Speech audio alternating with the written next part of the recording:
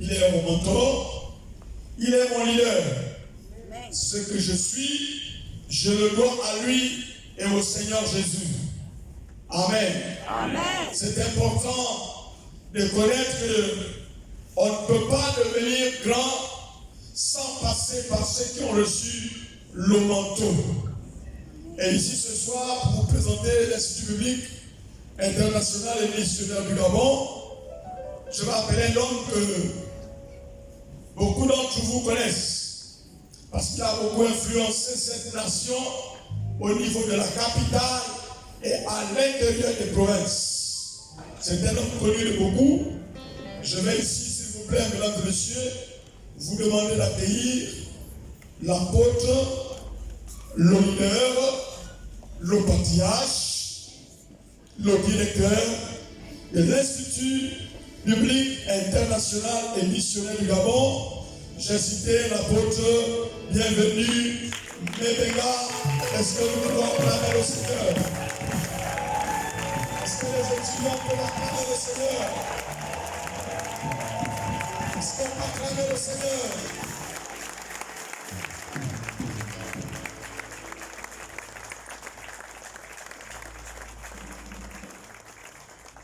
Alléluia. Amen. S'il vous plaît, je demande à la technique de nous aider à avoir quelque chose d'assez fluide. Veuillez vous asseoir. Merci de votre présence. Ça va être très difficile pour moi de citer tous nos noms, mais vraiment merci de votre présence. Alléluia. Amen.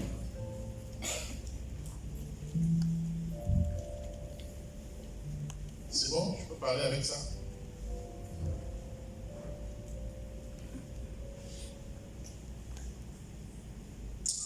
Mais sauf que j'ai eu trop de titres. Visionnaire, apôtre, mentor. Vous savez que je n'apprécie pas toutes ces choses-là. Je suis votre frère. Alléluia. Je suis votre frère.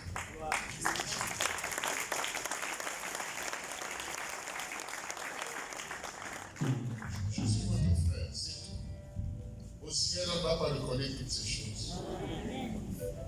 Au ciel, on va nous demander qu'est-ce que tu as fait avec le talent que Dieu t'a donné. Yes. On va pas savoir ce qui est apôtre, évangéliste, tout ça. Mais nous acceptons quand même. Parce que même chez les policiers, on sait qu'il y a un colonel, un commandant-major, des adjudants. Voilà. Même en médecine, on sait qu'il y a des professeurs, des docteurs, des infirmiers, des majors, des techniciens supérieurs de santé. Ne soyons pas aussi modestes pour ne pas accepter. Merci bien. Que Dieu nous bénisse. Amen. Donc, comme vous l'avez entendu, nous sommes un ministère qui veut rendre la parole de Dieu vivante. Vivante, c'est pour cela que, comme vous pouvez voir derrière moi, on a écrit mission de la parole vivante. Nous avons pour mission de permettre que la parole soit vivante dans nos cœurs, dans nos vies. Nous ne voulons pas nous limiter à la prêcher ou seulement à l'enseigner ou seulement à la proclamer. Il faut qu'elle vive. Surtout, notre credo est beaucoup plus basé sur la foi, la ferme assurance des choses qu'on espère et une démonstration de celles qu'on ne voit pas. À partir de rien, Dieu peut s'occuper de nous. Amen. Amen. Alléluia. Amen.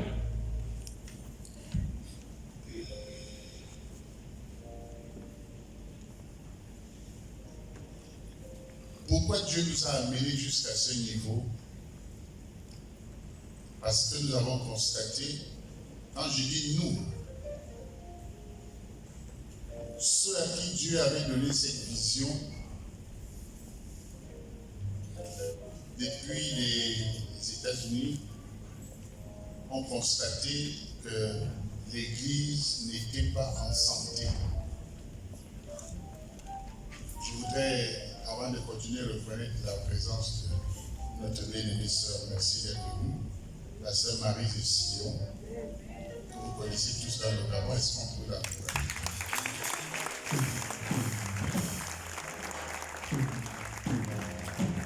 Vous savez que ce qu'elle est en train de faire ici sur la terre, c'est tout ce que nous allons faire lorsque nous serons là-bas. Alléluia. Donc, ça mérite beaucoup d'encouragement encore, s'il vous plaît.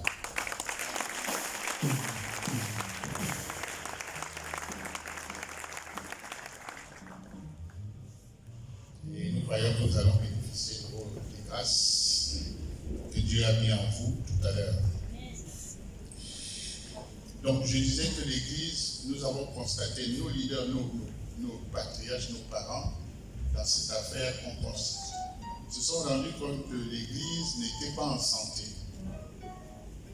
L'Église avait un problème de santé. Je n'ai pas souvent envie de prononcer le mot malade, mais l'Église n'était pas en santé. Il manquait quelque chose. Vous savez, vous pouvez être vivant, respirant, mais vous n'êtes pas en santé. Et nous avons mis sur pied ce que j'appelle les principes pour la santé de l'Église. Et cela passe par la formation des disciples. Tel est le penchant idéal que nous avons. Merci encore à la très chère épouse du président de l'Alliance chrétienne et missionnaire du Gabon. Maman, est-ce que tu peux te mettre debout?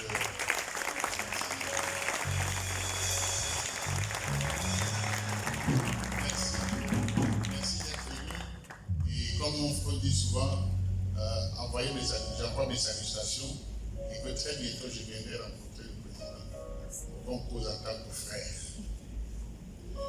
Donc nous avons constaté que il y avait un problème d'insuffisance dans le leadership de l'Église. C'est ça qui rendait l'Église malade. C'est ça qui permet que l'Église ne soit pas en santé. Un leadership insuffisant.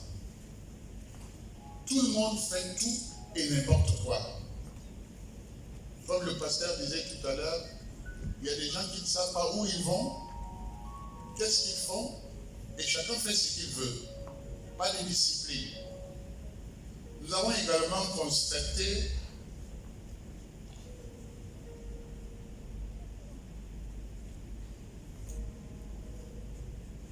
que le ministère n'a pas été axé sur les dons. Or, c'est ce que la parole de Dieu nous demande, axer le ministère sur les dons et les capacités que nous avons. Et le Seigneur nous a demandé de le faire.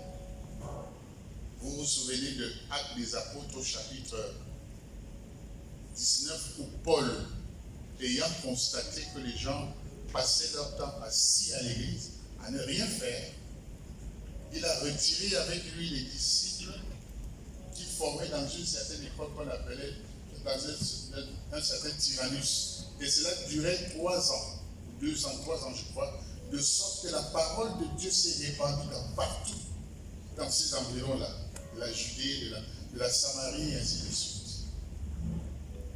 Parce que les gens se contentaient de venir au temple, s'asseoir, la louange était bonne, on a donné les dîmes, on a donné les offrandes, la prédication, il y avait l'onction, et puis c'était tout.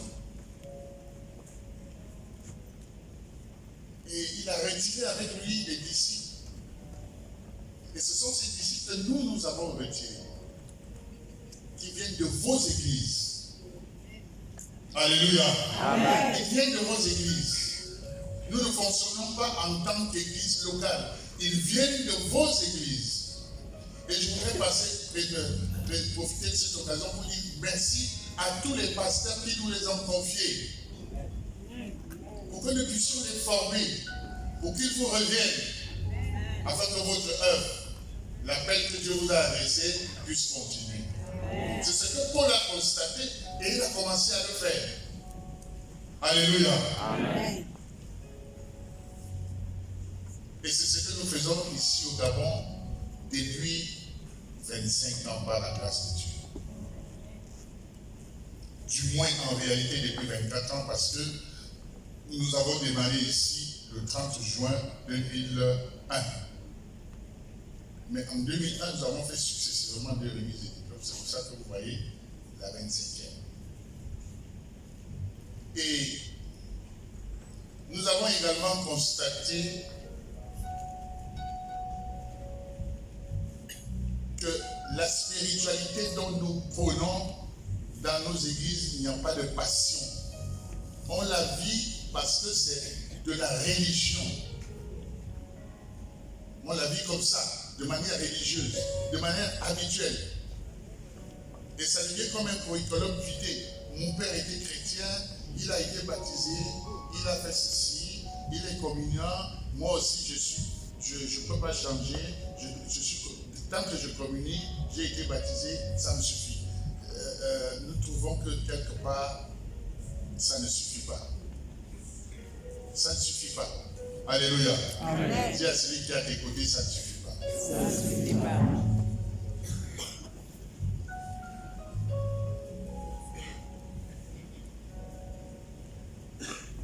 Et nous avons également constaté que la santé de l'Église, c'est parce qu'il n'y avait pas de structure fonctionnelle. Le pasteur fait tout. Il n'y a pas de structure fonctionnelle dans certaines églises. Le pasteur fait tout. Le pasteur est à gauche, il est à droite. Et dès qu'il essaye de passer à côté de ce qu'il devrait faire, il n'a pas l'onction. Non, je ne pense pas que ce soit édifié. Donc, en gros, nous sommes des catalyseurs des dons qui dorment dans la vie des hommes et des femmes que vous avez dans vos églises. Nous sommes des catalyseurs des dons. Nous réveillons les dons qui dorment. Chacun de nous ici sur la terre est venu avec une mission particulière. Mais s'il n'y a personne pour le réveiller, ragaillardise le don qui dort en lui, la personne va venir et ne va pas faire ce qu'il était supposé faire et il va repartir auprès du Père comme ça. Mais malheureusement, c'est à nous que Dieu va poser la question. Et si vous lisez dans le livre de Romains, chapitre 10, ayant connu la vérité, ils n'ont pas répandu cette vérité. Et il dit la colère du ciel s'abat contre tout ce qui rend la vérité captive. Dans nos églises, il y a des gens qui vivent encore une vie terrible, une vie dont certaines choses je n'ai pas besoin de citer ici. Mais ils sont dans le groupe de ceux-là qui sont les dirigeants de l'église. À la veille, il était dans un lit d'adultère. Le lendemain, il vient prendre le micro à l'église. À la veille, ou même le matin de l'église, il a fini de forniquer et puis il vient à l'église.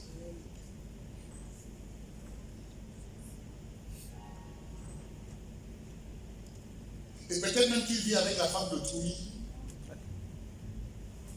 ou l'homme de Trouille. Oui, c'est vrai, vous me direz que ce ne sont pas les péchés les plus graves, mais c'est quelque chose qui bloque la coulée du Saint-Esprit dans l'église. Alléluia. Amen.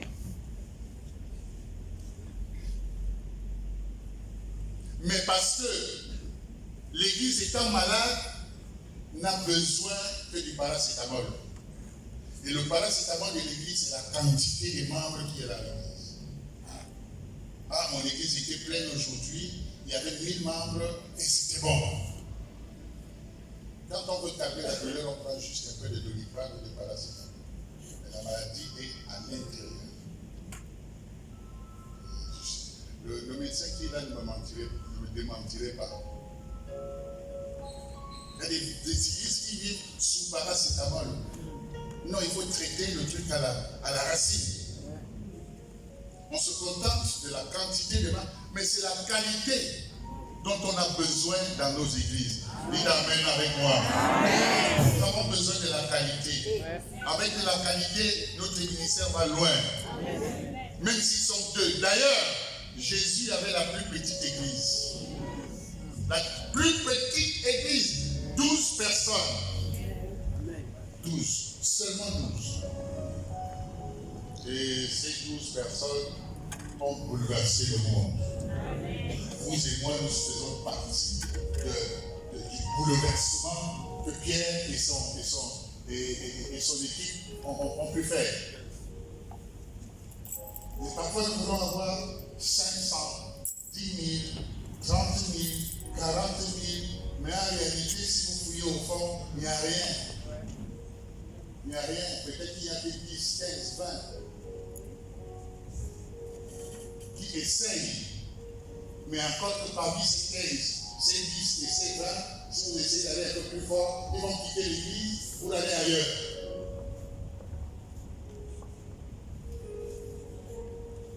Et nous croyons que c'est une bonne chose de voir ces gens se balader d'église en église.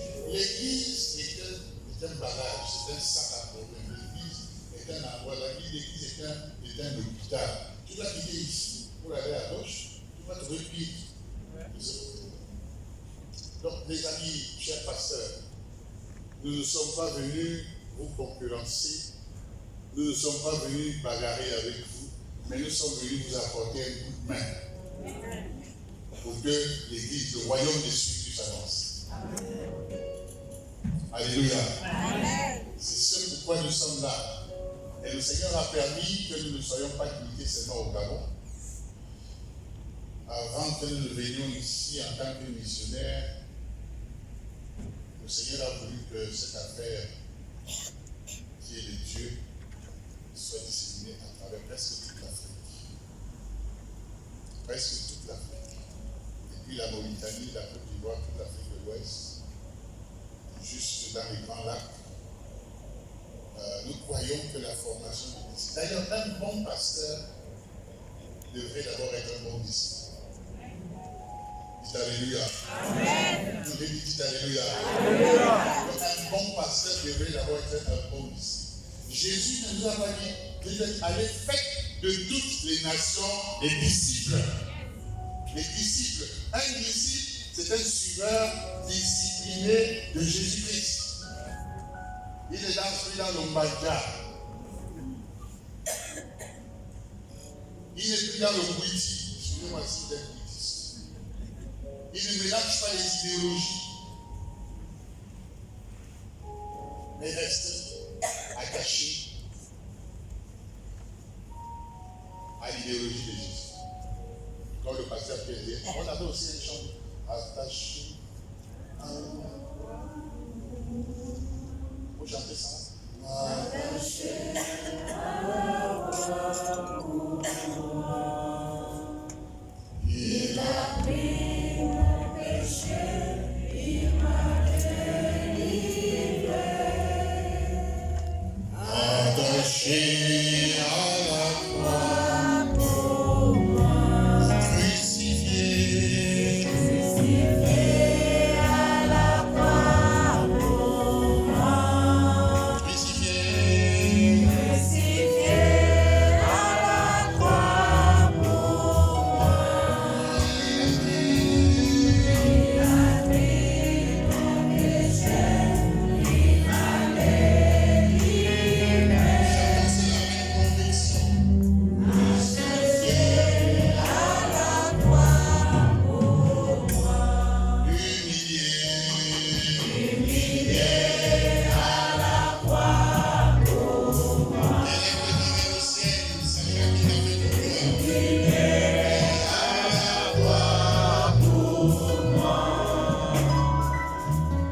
Il a pris mon péché, il m'a délivré.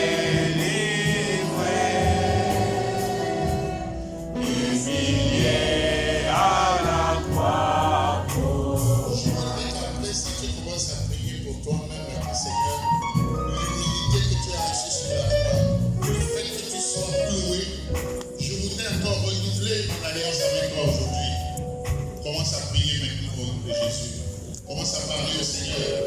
Peut-être que tu l'as oublié, mais maintenant que je te le rappelle, dis Seigneur, oui, je me rappelle que tu as été crucifié pour moi, pour me délivrer, pour me libérer, pour m'affranchir par le Seigneur.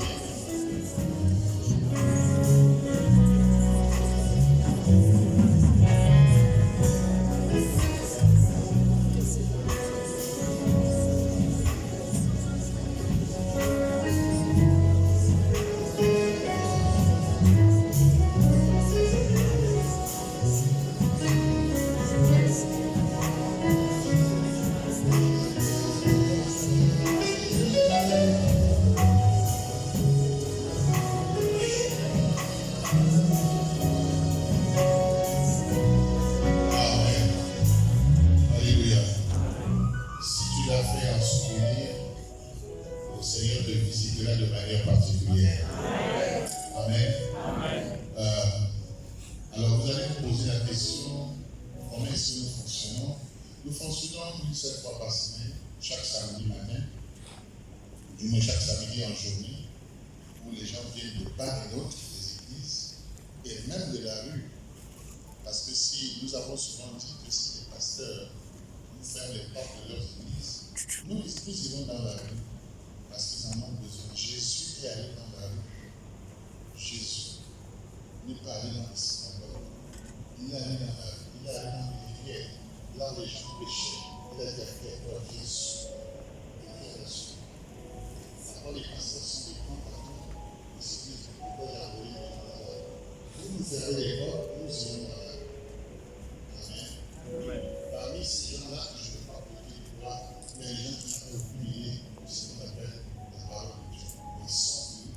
Aujourd'hui, ce sont des gens qui vont être établis comme ministres de l'évangile de Jésus-Christ. Je vous dis des gens qui étaient à la porte des sectes pernicieuses. Mais Dieu les a détournés, je ne sais pas par quel miracle, ils sont venus s'asseoir et me disent, je suis convaincu que ma place n'est pas là-bas. Donc nous fonctionnons chaque samedi. Nous fonctionnons du mois de septembre au mois de juin, nous sommes fin juin, début juillet, une fois par semaine. Une seule fois par semaine, et nous formons des disciples. Maintenant, à la suite de ça, si quelqu'un croit qu'il va aller au-delà, il veut rentrer en plein dans le sacerdoce, nous l'exposons comme ce que nous allons faire tout à l'heure. Nous allons exposer ces hommes en bleu là, qui seront établis comme ministres de l'évangile de Jésus-Christ. Et à la suite, vous me poserez certainement la question, parce qu'on vous a dit que ce sont des pasteurs. À la suite, ce qu'ils sont réellement, leur appel, leur couloir, sera déterminé par ce qu'ils feront sur le terrain. Amen. Amen. Alléluia. Amen. Parmi eux, il y a des apôtres, certainement. Il y a des évangélistes, il y a des pasteurs, il y a des docteurs. N'est-ce pas? Mais ce n'est pas à moi de déterminer ça. C'est le travail qu'on fait sur le terrain qui détermine ça. Comme celui qui a fait ses carreaux, les gens pourraient lui donner une note, c'est en fonction de son travail. Amen. Donc voilà un peu qui nous sommes. Voilà un peu qui nous sommes. Même à l'intérieur du pays, nous avons essayé d'étendre l'action. Ce n'est pas un ministère de représentativité, non. C'est là où il y a un appel macédonien, c'est là où nous allons. Le pasteur Pierre, qui peut se mettre debout, qui a été formé justement ici à l'Italie.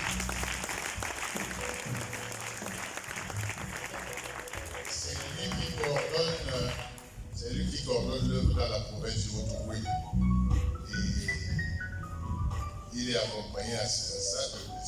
Il y a certains de ses disciples qui sont là. Parce que nous, on les appelle des disciples. Le docteur Noami qui est là. Merci d'être debout. C'est un médecin. Il est toujours avec son épouse. Merci. Il connaît du Haut-Ogooué. Amen. Il n'a pas de plus fort que ça.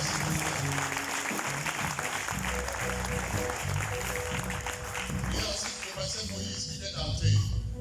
Oui, il a été formé dans le Haut-Ogooué. Alléluia. Vraiment, que Dieu vous bénisse d'être venu. Vous êtes de la maison. Vraiment, ça va être difficile. Et il y a ceux de la première promotion qui sont là. Maman Jeannette, tu es là? Lève-toi. Passez à ce moment-là. C'est les premières personnes. Vous savez, dans une action, si les premières personnes ferment, ça ne va pas continuer. Mais ils se sont dit c'est bon, on encourage, et puis voilà. Qui doit être la première promotion? C'est pas bien grave. Il y a sont pleins. Je ne peux pas citer toutes les promotions. C'est Pasteur Lili, je l'ai vu quelque part. Pasteur Lili, tu peux te mettre debout aussi. Elle a ses enfants qu'elle a envoyés à l'école.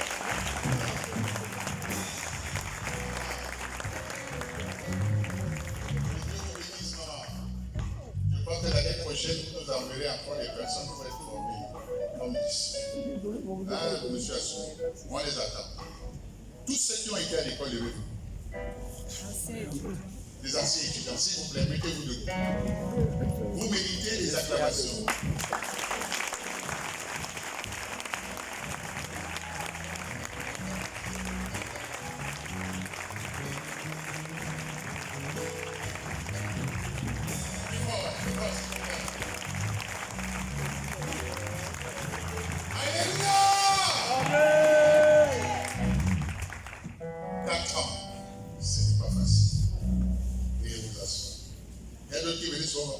Moi, je suis déjà pasteur.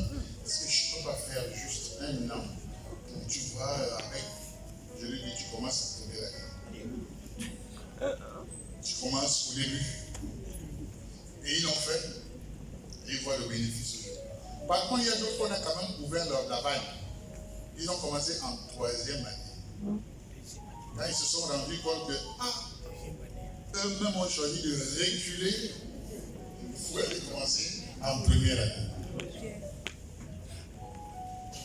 Pour ne pas prendre assez de votre temps, s'il vous plaît, je voudrais lancer cet appel pour ceux qui sont là. Vous savez, et les anciens étudiants me le rappellent toujours, vous savez, lorsque on manque d'être formé, on est comment? Déformé. On est comment? Déformé. Déformé.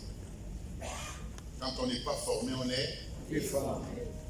Et on déforme tout ce qui se passe autour de nous. Je voudrais lancer cet appel. Il y a quelque chose en toi. Il y a un don que Dieu a déposé. À tout le monde qui vient sur cette terre, Dieu a déposé quelque chose.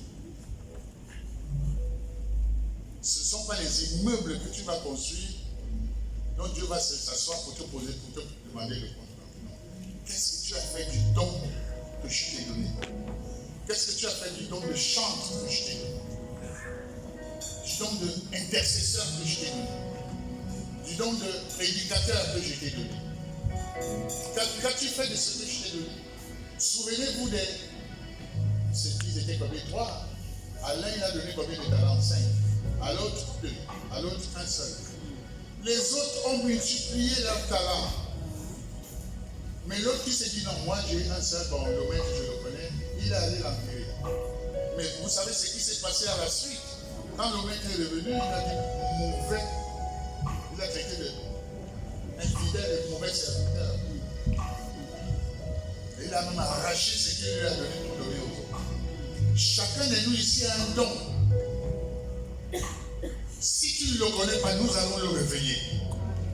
Nous sommes là pour ça. Alléluia. Il y a un don qui dort en toi. Il y a quelque chose que Dieu a mis en toi. Dieu va se servir de toi. Au-delà même de tes pensées, il a besoin de réveiller ça. Il a besoin d'allumer le feu qui dort en toi. Il a besoin d'attiser ce feu. Et tu es là assis cet après-midi.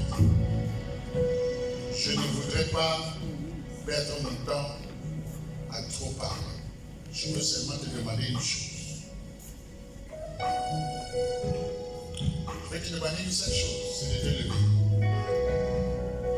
Si tu penses que ce que je dis t'intéresse, ou alors tu peux faire partie de la chose pour pouvoir servir Dieu, lève-toi, s'il te plaît, et avance ici. Nous allons prier pour vous. Venez avec nous, merci.